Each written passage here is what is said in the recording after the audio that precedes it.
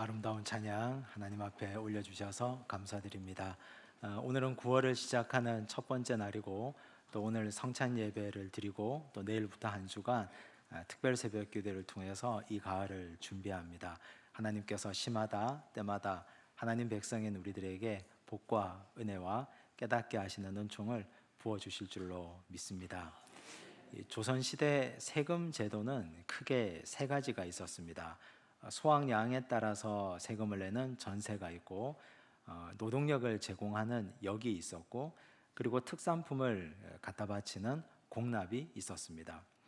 그 중에 백성들에게 가장 힘겹고 어려운 세금이 바로 공납이었습니다. 예를 들어 제주도의 특산품은 귤이었는데, 귤나무에 귤이 작게 알갱이가 맺힐 때 관리들이 와서 하나하나 세어둡니다. 그리고 나중에 수확할 때 하나도 빠짐없이 다 내라고 합니다. 그런데 자연재해 또 천재지변이 일어날 수도 있지 않습니까? 바람이 불고 떨어지기도 하고 벌레가 먹기도 하고 문제가 생기기도 합니다. 그런데 그런 걸 아랑곳하지 않습니다. 무조건 바치라고 했습니다. 바치지 않으면 온갖 불이익을 다 줍니다. 사람들은 농토를 버리고 산으로 숨어들기도 했고, 그리고 뜨거운 물을 나무에 끼얹고 그리고 밭을 갈아버리기도 했습니다. 산적이 되기도 했고. 그래서 조선시대 많은 농민들이 아주 극심한 고난과 어려움을 겪었습니다. 이런 폐단을 알고 있었던 떠딨던 사람들이 다 이 공납의 문제를 해결하려고 했습니다. 드디어 광해군 때가 되어서 대동법이 실시됩니다. 대동법은 토지 결당, 토지의 수확물을 바치는 제도였습니다. 특산물을 폐지하고 토지에 쌀로 세금을 거두는 것입니다. 이건 부자들에게는 세금 폭탄과 같았습니다. 농토에 쌀을 부과한 것이기 때문에 땅이 없는 사람은, 즉 소작농과 같은 사람들은 세금을 내지 않아도 되었기 때문입니다. 가난한 자들을 위로하고 가진 자들로 하여금 세금을 거두어서 백성들을 잘 살게 만들기 위한 제도였습니다. 당연히 관리들은 반발했을 것이고 가진 자, 있는 자들은 조직적으로 저항했습니다. 그래서 광해군 때 전국적으로 이 대동법이 실시되지 못하고 경기도에서만 실시되었습니다. 그런데 한 사람, 김육이라는 사람이 대동법의 전국 실시를 사명으로 알고 있었던 사람이 있었습니다. 김육은 1580년생이었습니다. 그가 12살 되던 해 1592년에 임진왜란이 터졌습니다. 10대는 전쟁으로 힘겹게 살았습니다. 20대에 성균관 유생이 되었는데 나라의 상소를 한번 잘못 올린 죄로 관직에 나가는 길이 막혔습니다. 그래서 30대 때는 고향인 가평에 와서 숯가마에서 숯을 구웠습니다. 일주일에 2번씩 80kg가 넘는 한양으로 숯을 팔러 다녔습니다. 세상이 바뀌어 40대에 관직에 나갈 길을 얻었습니다. 하지만 말단 관직이었습니다. 말단 관직으로 토지 제도를 개혁하는 것은 언감생심, 꿈을 꾸지도 못할 일이었습니다. 그래서 그는 대과를 준비했습니다. 열심히 공부했습니다. 장원급제했습니다. 그래서 50대에 이제 부푼 꿈을 안고 토지 제도 개혁을 하려고 큰 꿈을 꾸었습니다. 그런데 56세 되던 1636년에 병자호란이 일어났습니다. 온 나라가 쑥대밭이 되었습니다. 다시 그의 꿈이 꺾이는 것 같았습니다. 하지만 그는 굴하지 않았습니다. 70세가 되었을 때, 효종 때 다시 관직에 나아갑니다. 끊임없이 상소합니다. 왕을 설득합니다.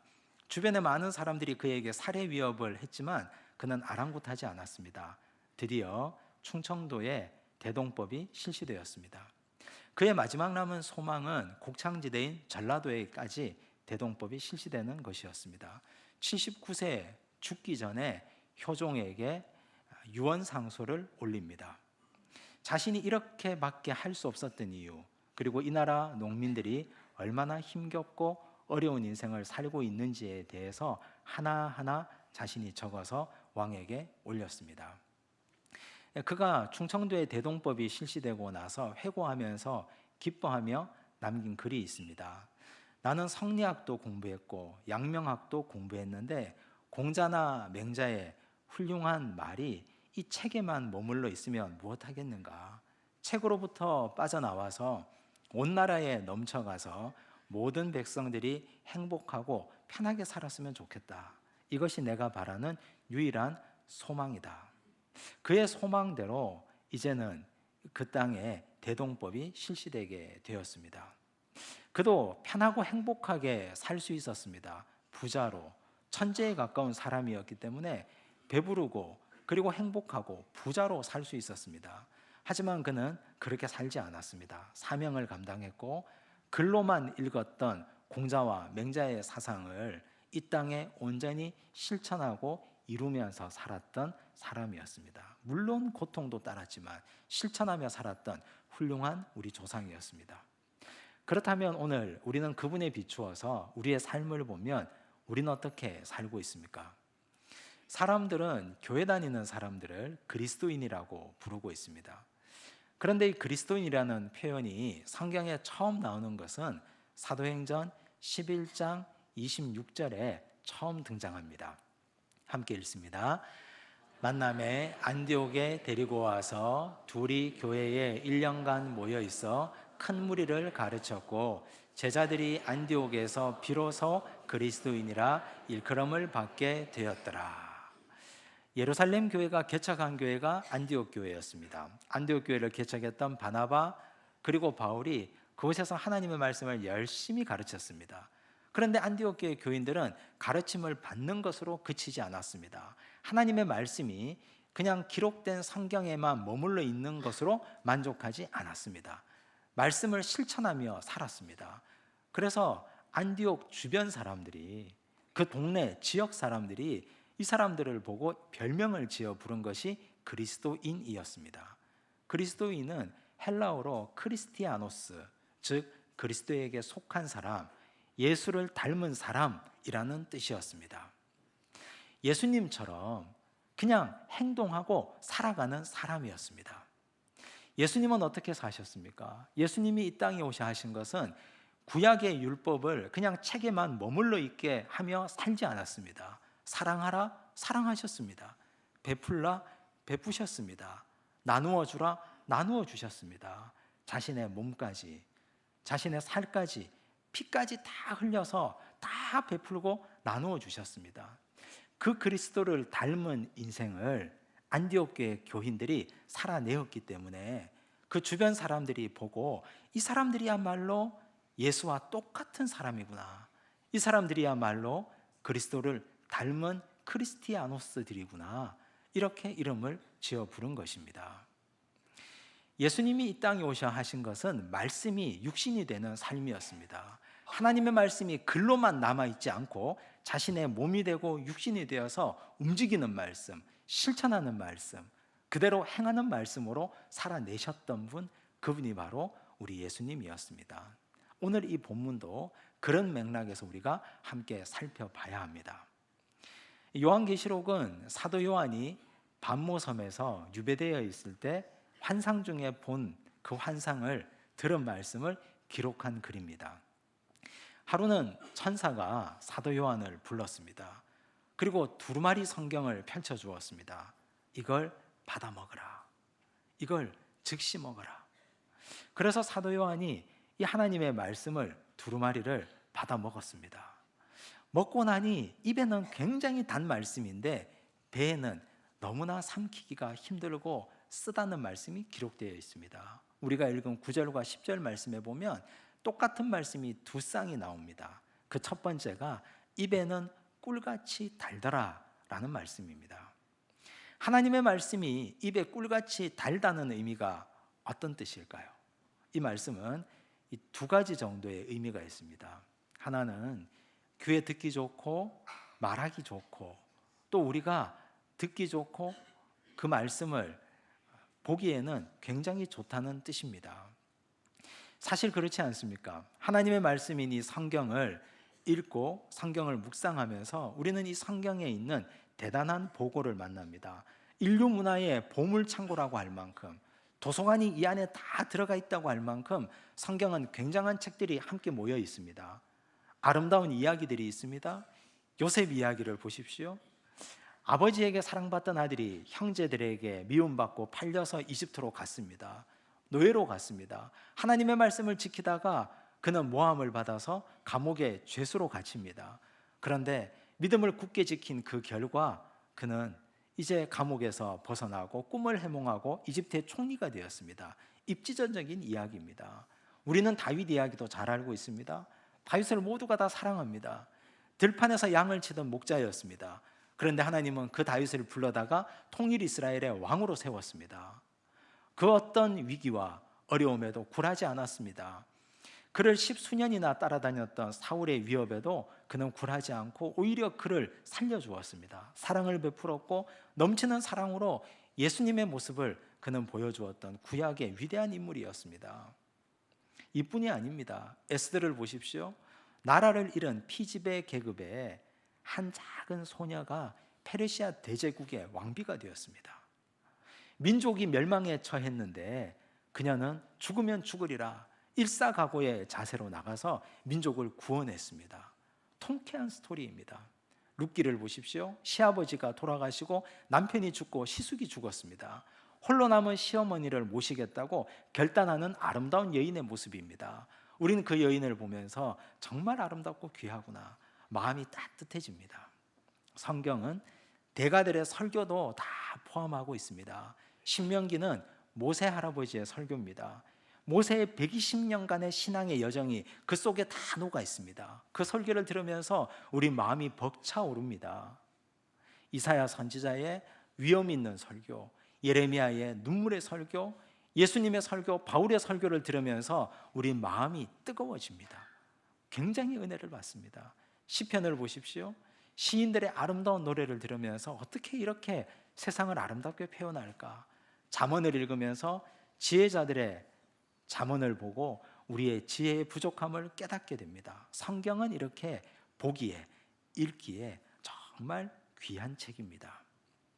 또한 성경이 입에 달다는 말씀은 내 입으로 성경을 전하기에 좋다는 뜻입니다. 세상에 존재하는 수많은 책들 중에 성경을 인용하지 않는 책은 거의 없을 것입니다. 목사인 저부터 시작해서 성경을 가지고 가르치는 사람들이 넘쳐납니다. 우리가 자녀들을 가르칠 때도 잠언을 가지고 가르치지 않습니까? 잠언의 말씀을 잘 읽고 배워서 이 말씀대로 행하라고 우린 그렇게 가르치고 있습니다. 수많은 사람들이 성경을 가지고 사람들을 선도하고 계도하고 가르쳐가고 있습니다. 그래서 성경은 입에 꿀같이 단 말씀입니다. 읽을 때 복되고 전할 때 행복합니다. 그런데 문제는 오늘 읽은 말씀 그 다음 말씀에 있습니다. 9절과 10절을 다시 한번 읽겠습니다. 내가 천사에게 나아가 작은 두루마리를 달라 한즉 천사가 이르되 갖다 먹어버리라. 내 배에는 쓰나 내 입에는 꿀같이 달리라 하거늘 내가 천사의 손에서 작은 두루마리를 갖다 먹어버리니 내 입에는 꿀같이 다나 먹은 후에 내 배에서는 쓰게 되더라. 꿀같이 달다는 말씀과 함께 공통적으로 나오는 말씀이 배에는 쓰다는 말씀이 나옵니다. 배에는 쓰다는 말씀이 무엇일까요? 하나님의 말씀을 받아 먹기에는 꿀같이 달고 행복하고 달콤했는데 이 말씀이 소화되어서 내 살이 되고 내 피가 되고 내 에너지가 되기에는 고통이 따른다는 뜻입니다. 우리는 요셉 이야기를 좋아합니다. 하지만 아무도 요셉처럼 살고 싶지는 않습니다. 형제들에게 모함받아 신앙의 절개를 지키다가 감옥에 가는 걸 축복이라고 생각하는 사람은 아무도 없습니다. 우린 다윗을 사랑하고 좋아합니다. 하지만 다윗이 원수 사울을 2번이나 살려준 것 나라면 그렇게 못한다고 말할 것입니다. 나는 나를 해하려고 하는 원수를 내가 원수를 갚아주었으면 갚아주었지 내가 왜 그를 용서해 주나? 우리는 용서하는데 인색한 사람들입니다. 에스더를 보며 우린 기뻐하며 통쾌한 감정을 느낍니다. 하지만 누구나 다 에스더처럼 살고 싶지는 않습니다. 왕비가 되었는데 나는 이제 부자가 되고 권력을 가졌는데 내가 왜 생면부지의 우리 민족을 위해서 내 목숨을 걸어야 되나? 나 혼자 잘 살면 그만이지. 사람들은 그렇게 생각합니다. 룻기를 보며 눈물 흘리며 성경을 읽지만 아무도 룻처럼 살고 싶어 하지 않습니다. 내가 왜 그렇게 희생해야 하는가? 사람들은 행동하려고 하지 않습니다. 모세의 설교, 이사야, 예레미야, 예수님, 바울의 설교를 들으며 감동은 받지만 그러나 그 감동받은 대로 아무도 살려고 하지 않습니다. 고통이 따르기 때문입니다. 시편의 이야기는 목가적인 시로 암송하지만 시인들이 겪었던 내적 고통을 누구나 다 감내하기란 쉽지 않습니다. 잠언의 이야기를 자녀들에게 들려주고 살라고 말씀하지만 그러나 나는 정작 그 지혜의 말씀대로 살려하지 않습니다. 소화시켜서 내 몸으로 에너지로 만들어내기에는 말씀이 굉장히 쓰다는 것입니다. 그래서 사람들은 말씀을 입에 삼켰다가 단물만 빨아먹고 뱉어버립니다. 소화시키지 않습니다. 그걸 에너지로 만들어서 내 삶에 실천하지 않습니다. 이것이 문제입니다. 여러분들은 어떻게 살고 계십니까? 오늘 우리는 성찬을 받기 위해 이 자리에 나와 있습니다. 성찬의 의미가 무엇입니까? 성찬은 예수님의 죽음을 기억하는 것입니다. 예수님이 왜 돌아가셨습니까? 예수님은 오고 오는 모든 인류를 위해서, 범위를 좁히면 나를 위해서 십자가 지신 것입니다. 내 죄를 위해서. 죄 없는 누군가가 대신 죄를 지고 죽어야, 그래야 그 죄를 대신 짊어지고 가실 수 있기 때문에, 우리는 구원으로 초대받을 수 있기 때문에 예수 그리스도께서 십자가 지고 돌아가신 것입니다. 주님이 십자가에서 피를 쏟았습니다. 허리에 창이 들어가서 그 피가 흘러나왔습니다. 그 피가 모든 사람들을 구원했습니다. 생면부지의 사람들을 구원했습니다. 예수님의 살이 뜯겨나가고 터져나갔습니다. 그 살이 오늘 우리를 구원했습니다. 우리는 오늘 성찬을 받습니다. 예수님의 살을 받고 예수님의 피를 받습니다. 우리가 그 살과 피를 입에만 단 말씀으로 받으면 곤란합니다. 그 말씀을 받아서 배에서 쓴 말씀이지만 소화시켜서 에너지로 만들고 행동하고 실천해야 됩니다. 우린 예수님처럼 피는 흘리지 못하지만 우리가 흘리는 땀이 과연 누구를 위해서 흘리는 땀입니까? 내가 잘 살기 위해서, 내 가족과 내 형제를 위해서 흘리는 땀으로 그친다면 우린 여전히 성찬의 의미를 깨닫지 못하는 사람들일 것입니다. 우리가 흘리는 땀이 한 번도 보지 못하는 이웃들과 한 번도 만나지 못한 사람들에게 유익이 되는 땀방울이 되기를 원합니다. 예수님이 십자가에서 땀과 피와 물을 흘리시고 그 살이 다 뜯겨나가고 찢겨나가서 모든 사람들에게 유익이 된 것처럼 우리의 삶이 여러 사람들에게 유익이 되는 삶이 되기를 원합니다. 개인이 그렇게 살면 주변의 사람들이 다 걱정합니다. 그러다가 망한다고, 다 나누어 주다가 망하고 어떻게 살 것이냐고. 그런데 걱정하지 않아도 됩니다. 예수님이 십자가상에서 돌아가셨지만 그분은 다시 부활하셨습니다. 그분은 죽지 않았습니다. 그분은 영원히 우리와 함께 하시고 영원히 우리와 동행하시는 능력의 하나님의 아들이 되셨습니다. 오늘 우리가 나누며 베풀며 흘려보내며 살아가다 보면 하나님이 우리를 붙들어 주실 것입니다. 하나님의 뜻대로 살아가는 자들, 배에는 쓴 말씀을 소화시키며 말씀대로 행하며 살아가는 자들, 하나님이 붙드시고 인도하시고 살펴주실 것입니다. 교회는 어떻습니까? 믿지 않는 사람들이 교회를 어떻게 볼까요? 교회는, 믿지 않는 사람들은 예수님 자체로 봅니다. 그냥 건물로 보지 않습니다. 예수님 자체인 이 교회에서 흘러나가는 것이 있어야 되지 않겠습니까? 그저 모으고 싸매고 우리 것만 주장하는 교회가 되지 않고 흘려보내고 나누는 교회의 본질이 되셔야 됩니다. 목사님, 그러다가 우리 교회 망하면 어떡합니까? 그러다가 망하면 교회로서의 사명을 잘 감당하는 것입니다. 그런데 신비로운 것은 결코 망하지 않습니다. 왜냐하면 이것이 그리스도가 그렇게 살아가신 원리이기 때문입니다. 이것이 성도의 원리고 신앙의 원리고 삶의 원리이기 때문입니다. 부디 오늘 성찬을 받고 성찬의 삶을 사시기를 바랍니다.